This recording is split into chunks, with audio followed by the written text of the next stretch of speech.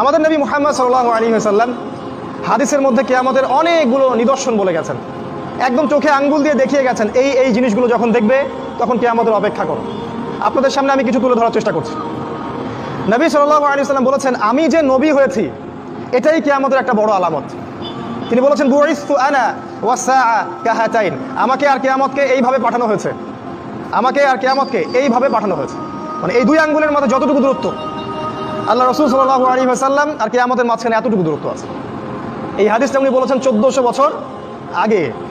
তা আপনার যদি সামান্য বিবেক থাকে আপনি বুঝতে পারবেন যে এখন 1400 বছর পর কিয়ামত কত কাছে।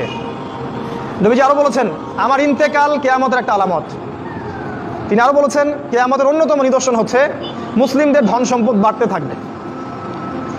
এমন একটা অবস্থা হবে যাদের পরনের কাপড় ছিল না, খাবার জুটতো না, পায়ে স্যান্ডেল ছিল না, এই রাখাল টাইপের দরিদ্র মানুষেরাও উঁচু উঁচু বিল্ডিং নির্মাণের প্রতিযোগিতা করবে। সে সময় আসেনি? বিগত 100 বছরে আপনি দেখেন কত বিল্ডিং, 100 বছর আগে এগুলো ছিল না। আর প্রত্যেকটা বিল্ডিং এর পিছনে আছে সুদ, ব্যাংকের সুদি লোন, আর উঁচু উঁচু বিল্ডিং, একটার সাথে একটা সম্পর্কিত। নবীজি আরো বলেছেন, শেষ জামানা বা আখিরুজ জামান বা কিয়ামতের আলামত হচ্ছে মানুষ পিতা মাতাকে সম্মান করবে না। পিতা আর মা এই দুইজন যে সম্মানের পাত্র, এই বোধটাই মানুষের উঠে যাবে। সম্পদের জন্য মানুষ তার পিতাকে হত্যা করবে, ভাই তার ভাইকে হত্যা করবে, স্বামী স্ত্রীকে হত্যা করবে, স্ত্রী স্বামীকে হত্যা করবে, এমনকি সন্তান মাকে পর্যন্ত হত্যা করবে সম্পত্তির কারণে।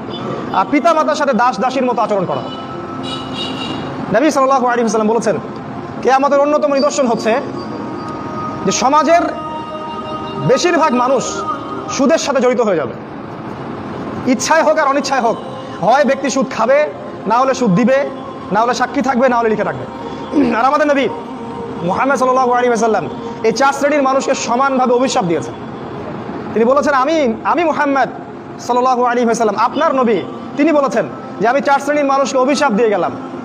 এক শ্রেণী হচ্ছে যে সুদ খায়, দ্বিতীয় শ্রেণী হলো যে সুদ দেয়, তৃতীয় শ্রেণী যে সাক্ষী থাকে, আর চতুর্থ শ্রেণী যে লিখে রাখে। এই হাদিসের আলোকে পুরো ব্যাংকিং সিস্টেম সুদের আওতায় পড়ে যায়। এবং নবী সাল্লাল্লাহু আলাইহি ওয়াসাল্লাম বলেছেন, সুদের 70টা পাপের শাখা আছে, তার সর্বনিম্ন শাখা নিজের মাকে ধর্ষণ করা।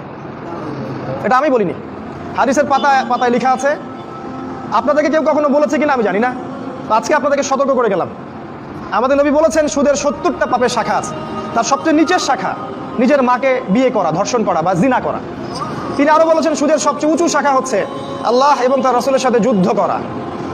সূরা বাকারায় আছে, সূরা বাকারার 275-76 আয়াতগুলো পড়ে দেখবেন। নবী সাল্লাল্লাহু আলাইহি ওয়াসাল্লাম আরো বলেছেন, যে ব্যক্তি 1 দিরহাম সুদ খাবে সে যেন 36টা মেয়েকে ধর্ষণ করলো। এটা বুখারীর হাদিস।